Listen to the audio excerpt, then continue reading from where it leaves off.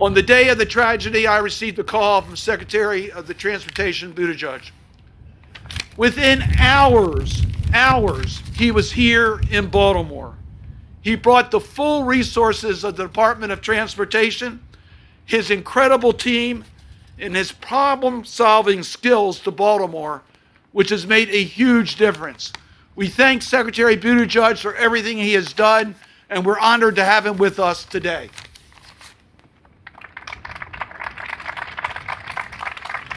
Thanks, Pete. Thank you, Senator. Thanks very much, Senator Cardin. And you in Baltimore and Maryland are so fortunate to have the extraordinary federal delegation that you do, led by Senator Cardin, Senator Van Hollen, Congressman Mfume, and all of those who are there on Capitol Hill day in and day out, making sure that this incident and anything of concern to the state of Maryland is addressed. I want to recognize and thank the first responders, Coast Guard, U.S. Army Corps, demolition and construction crews already hard at work in challenging conditions as they have been from the first moments of this matter. And I want to recognize the extraordinary leadership of Governor Westmore, who we have been working with very closely, along with the great work of Mayor Scott, County Executive Olszewski, and all of the state and local leaders who are here and their teams. And I'm particularly thankful for the leadership of the President of the United States, President Biden, who from day one set us up in a way that we could work swiftly and collaboratively across federal agencies and in partnership with state and local authorities, with labor and the private sector, all with the same goals: to get the port back open and the bridge back up. Over the last week, we have learned more. We have learned more about the 6 construction workers who lost their lives, men who were out on a cold night, filling potholes, making repairs, while most people were sleeping. They and their families are very much in our prayers. Over the last week, we have also learned more about the first responders, whose bravery and quick thinking saved lives. And over the last week, the U.S. Department of Transportation has been working with 4 main lines of effort to help Maryland reopen the port, to help deal with the supply chain implications until the port reopens, to help rebuild the bridge, and to deal with the surface transportation implications until the bridge is rebuilt. I can provide some updates on those lines of effort since we offered a briefing last week. Last Thursday, we approved Maryland's request for $60 million in quick release emergency funds. The state has the flexibility to use that funding in a number of different ways, including advanced procurement, design, and construction activities. They're using it to redirect traffic and support detours, to assist with bringing in barges to cut steel into pieces and remove it from the site, to remove wreckage outside of the federal channel, allowing for the creation of smaller auxiliary channels, and more. And this, of course, is just the start of our financial support. We've also been very focused on the supply chain implications. President Biden's freight initiatives that were originally stood up in the face of COVID disruptions are serving us well here. For example, we've used data partnerships that did not exist prior to 2021 to monitor changing container volumes along the East Coast and help supply chain actors adapt. And with our multimodal freight office created by the President's bipartisan infrastructure law, last week we convened over 100 stakeholders from across our supply chains to better understand challenges they're facing and to coordinate on mitigations. While there are certainly impacts, we are increasingly confident about the availability of East Coast ports to step up temporarily to absorb much of the cargo diverting from Baltimore in the short term. We're also providing regulatory flexibility for truckers who are helping keep supply chains moving and supporting in the response. And we have had railroads at the table too. And just yesterday, we signed a revised grant agreement with Baltimore County, updating the scope of a previously awarded Maritime Administration grant that benefits TradePoint, which is one of the few major port facilities here that sits outside of the block channel. The revised agreement will allow them to use those funds to expedite paving at least 10 acres that can be used for additional cargo laydown area. That work is already underway, and it will double their capacity to accept vehicles, which is one of the main types of cargo shipped through Baltimore, and a more difficult type of cargo to find substitute ports for than container activities that are more standardized. Opening the channel for the port, rebuilding the bridge, are both remarkably complex operations that can't happen overnight.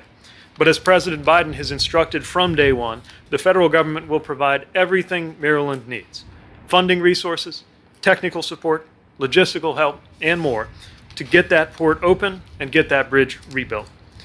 The President has also made clear that no matter anyone's affiliation, public, private, federal, state, local, Democrat, Republican, we are all one team here. That matters so much because there are so many different jurisdictional lines, different areas of expertise and ownership and authority. So breaking down any and all barriers, cutting red tape, and working as one continues to matter a great deal. And that's what we're doing here, which is why, with that spirit of partnership and the commitment that I have seen here on the ground from the first hours, there is no doubt in my mind that Baltimore will come back stronger than ever before. Thank you very much. The state of Maryland is honored to welcome the President of the United States to one of the most important cities in the United States. Ladies and gentlemen, the 46th President of the United States of America, President Joe Biden.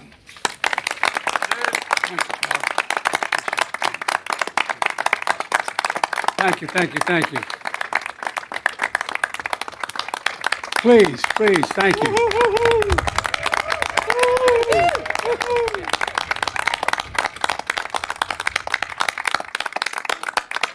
By the way, folks, I say to my dad, Dad, they're mispronouncing Balmer. My dad and the Biden, please sit down. The Biden family goes all the way back to being watermen in this bay for a long, long time, back in the mid-1800s. And my father was born and raised here in Baltimore. And there's a strong, strong connection. Still have family in the region as well. Governor Moore, Senator Cardin, Senator Van Hollen, Congressman Fumey, Mayor Scott, County Executive Johnny O. I like that. Johnny O, ho, ho. To all the military members and first responders, and most importantly, the people of Maryland, I'm here to say your nation has your back, and I mean it. Your nation has your back.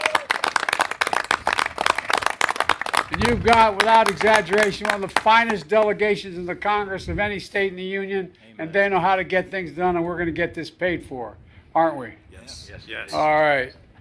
I was just briefed by the Unified Command about the ongoing impact of this tragic collapse of the Francis Scott Key Bridge last Tuesday. The damage is devastating, and our hearts are still breaking. Eight construction workers went into the water when the bridge fell. 6 lost their lives. Most were immigrants, but all were Marylanders. Hard-working, strong, and selfless. After pulling a night shift fixing potholes, they were on a break when the ship struck. Just seconds before, one of the men, named Carlos, who was only 24, left a message for his girlfriend. Here's what it said. "We just poured cement. We're waiting for it to dry," he said. Well, to all the families and loved ones who are grieving, I've come here to grieve with you. We all are. It's not the same, but I know a little bit about what it's like to lose a piece of your soul, to get that phone call in the middle of the night, to say family members are gone. I've been there. It's feeling like having a black hole in your chest, like you're being sucked in, unable to breathe. The anger, the pain, the depth of the loss is so profound. And we know it's hard to believe, and you're probably not going to believe me, but I can tell you now from personal experience, the day is going to come when the memory of your loved one as you walk by that park or the church or something that you shared together is going to bring a smile to your lips before it brings a tear to your eye. It's going to happen. It's going to take a while, but I promise you it will happen. And that's when you know you're going to be able to make it. I promise you it will come. Our prayers for you is that time comes sooner rather than later, but it will come. Also, never forget the contributions these men made to this city. We're going to keep working hard to recover each of them. And you know, my vow is that we will not rest, as Carlos said, until the cement has dried on the entirety of a new bridge. A new bridge.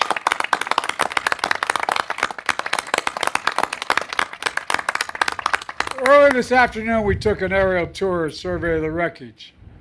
You know, from the air, I saw the bridge that's been ripped apart.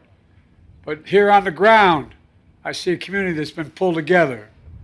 I want to thank you all, the first responders, the port workers, state and local officials, who sprang into action before dawn, who've been here ever since. And we did talk, I think it was 2 or 3 in the morning. You were out here. You were here. Within minutes of the collapse, the U.S. Coast Guard arrived on the scene. Within hours, I ordered personnel from the Army Corps of Engineers, the Navy, the Department of Transportation to assist in every way possible. Within a day, we stood up a unified command.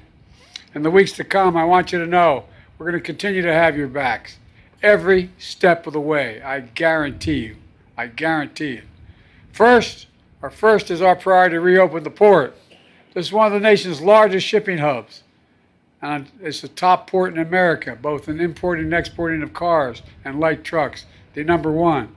Simply put, the impact here has a significant impact everywhere, up and down the coast and around the country. Thousands of tons of mangled steel remain lodged in the water, blocking ships from moving in and out of the harbor. I've directed the Coast Guard, the Navy, and the Army Corps of Engineers, who are, by the way, the finest engineers in the world, and the state officials to work together to help remove this steel as quickly as possible and as safely as possible. So far, our team has been able to clear 2 small channels for essential ships, helping clear the wreckage.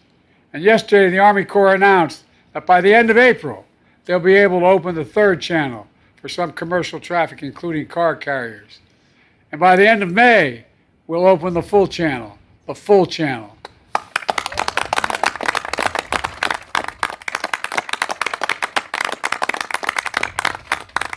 My task force on supply chain disruption has been engaging with union, rail, trucking, shipping, state and local leaders to minimize the impact on our supply chains. And I'm proud to announce that the federal government will provide over $8 million in grant funds to make the infrastructure improvements at Sparrows Point as the only port unaffected by this collapse, which will allow Sparrows Point to take on more ships. And that's happening now, will happen shortly. Second, we're focused on protecting the workers and businesses. Folks, 20,000 jobs depend on this port. 20,000 families depend on this port to buy groceries, to make rent, to pay their bills.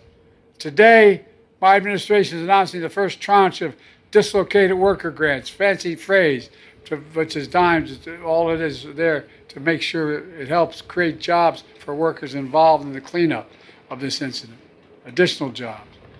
My Small Business Administration has also issued a disaster declaration, which will allow the SBA to offer low-interest loans for small businesses impacted by the collapse in order to keep things moving. The state, the city, the county are also stepping up in impressive ways to help workers and businesses who have been affected by this disaster. But folks, we all need to step up. Amazon, Home Depot, Domino Sugar, and many other companies all rely on this port. And they have committed to keep workers and payrolls on their businesses in Baltimore and move as quickly and clearly as possible to the channel. I'm calling on every company at and around the port to do the same thing, the same exact thing. Commit to stay. And the customers who use this port, we're coming back. We're coming back soon. Folks, finally, we're going to move heaven and earth to rebuild this bridge as rapidly as humanly possible. And we're going to do so with union labor and American steel. For a simple reason, they're the best workers in the world, and that's not hyperbole. Every day, over 30,000 vehicles traveled across this bridge. And I was one of those people. I commuted every day from Delaware for 36 years to Washington, D.C., back and forth, and about 1/4 of that time by automobile. I've been to every part of this port. Folks, we now face a question no American should ever have to ask. How will I get to work? How will I go to school? How will I get to a hospital? Response, everyone, including Congress, should be asking only one question, and they're going to be asked the question by your delegation. How can we help? How can we solve that problem? My administration is committed, absolutely committed to ensuring that the parties responsible for this tragedy pay to repair the damage and be held accountable to the fullest extent the law will allow. But I also want to be clear. We will support Maryland and Baltimore every step of the way to help you rebuild and maintain all the business and commerce that's here now. As the governor can tell you, within hours of the Maryland request, we approved $60 million in emergency federal funding. I fully intend, as the governor knows, to have the federal government cover the cost of building this entire bridge, all of it, all of it. As we've done in other parts of the country in similar circumstances. When I stand here, I call on Congress to authorize this effort as soon as possible. Let me close with this. This port is over 300 years old. As a matter of fact, as I said, my great-great-grandfather worked here as a waterman in this bay. This port is older than our republic, and it's been through tough times before. During the War of 1812, a young mariner named Francis Scott Key, to whom the bridge was named after, sat in a boat in this very harbor, and he watched the British troops launch an attack after attack on American forces. But as the dawn broke, we saw the American flag still flying. Baltimore was still standing, and our nation, as he wrote in the Star-Spangled Banner, had made it through a perilous fight. Folks, this is going to take time, but Governor Moore, Senator Cardin, Senator Van Hollen, Congressman Mafumi, Mayor Scott, County Executive Johnny O, and others are going to rebuild this bridge as rapidly as possible. And folks, we're determined to come back even stronger. We're the only nation that's gone through every crisis that we've had. We come out stronger than we went in, and we're going to do it here as well. And once more, to make this perilous challenge. You know, because we're the United States of America, there's nothing beyond our capacity when we do it together. Think about that. Remember who we are. We're the United States of America. Nothing is beyond our capacity. May God bless you all, and may God protect our troops, our first responders, and all those who gave their soul. Thank you, thank you, thank you.